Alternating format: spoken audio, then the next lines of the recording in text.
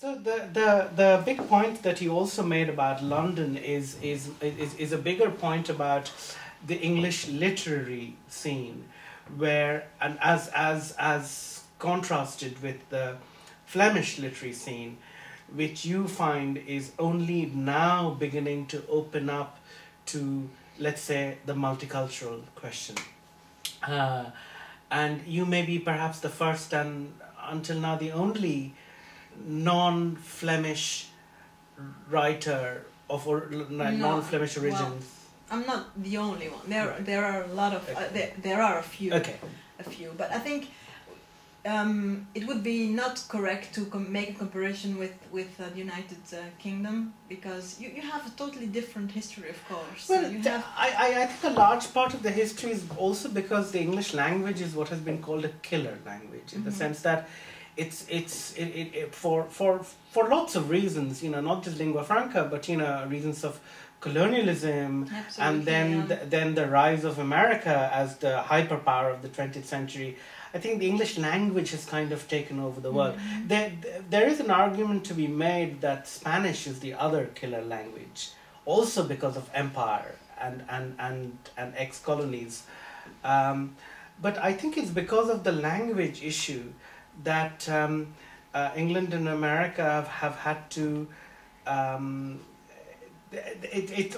Okay, so what I'm trying to say is that there are more people speaking the English language all over the world, which becomes almost a kind of given that, right, we have to not absorb, but so many different peoples of the world speak in English, write in English, think in English, that there's an automatic thing there that it opens up to the world.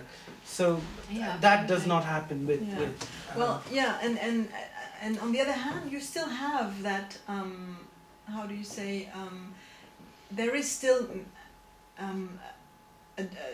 a difference between a white British writer and, let's say, a writer like Camilla Shamsi, for instance. She explained to me that it is very hard to get off of that label you have been given, because you are not white, and because you are not British, because your roots are from elsewhere, and you have a different cultural background. So she says that even if you have a lot of voices coming and telling their story, often you are being put in one category, and she has to fight that, and because she gave me the example that she writes novels about very universal things, and but when they call her, it's very often to come and explain, for instance, the political situation in Pakistan and the situation about and things about Muslims. So that label is still there, and I wondered how you deal with it. Well, you can resist the label, and you can resist the label. Lots, like a lot of writers don't resist the label, and they say, right, okay, let me get what mileage I can out of this. I think the soul of the writer should be constructed mainly out of one force, which is dissent. You push against things that are given you. And if you have stopped dissenting, and if you have stopped opposing, if you have stopped being an outsider, something like a great compromise is made with the essential truth of your work. So I stand in a not a dissimilar space from Kamala, actually, because I came to Britain when I was grown up, when I was 22, and until quite recently, about 6 years ago or so, I had an Indian passport. So it's only now that I'm a British citizen, but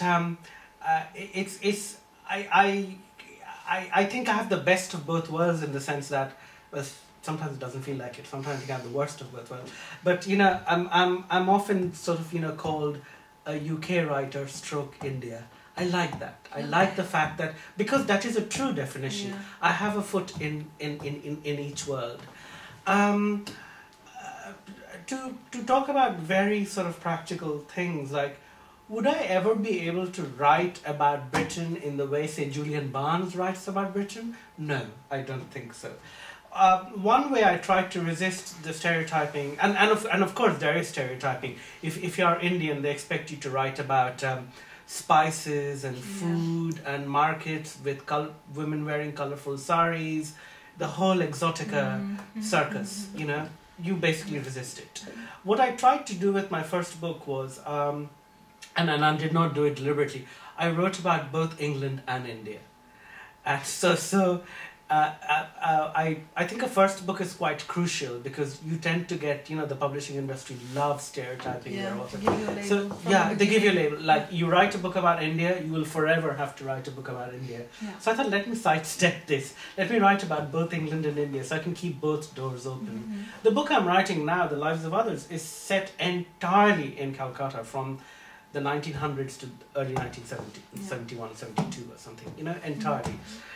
If I get stereotyped as writing about India, you know, what can I do? I mean, that's you know, true. You just take your liberty to write about what you want to write. But yeah, you push against. Although I must say that kind of stereotyping, you know, sometimes it increases in the culture, at other times it doesn't. Although I think a space has been made in British literary culture to also have other kinds of voices. Not all Indian writers who get published in Britain are writing exotica fests. Yeah. The really serious books are coming out too, and have done for a long time. Absolutely, and I think that's your force. I think that you have that multitude of voices speaking out and writing and telling their stories, which we don't have at this point yet in Flanders. We just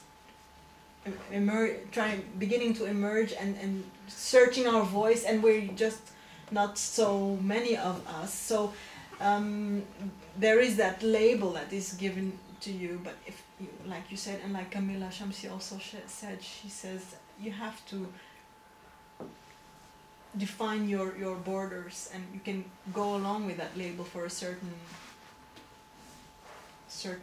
time or until a certain extent, but then you have to define very clearly what you stand for, and not to let you push you in that corner or in a little box where everybody knows, oh, okay, this is the Muslim Pakistani writer and she's writing only about this.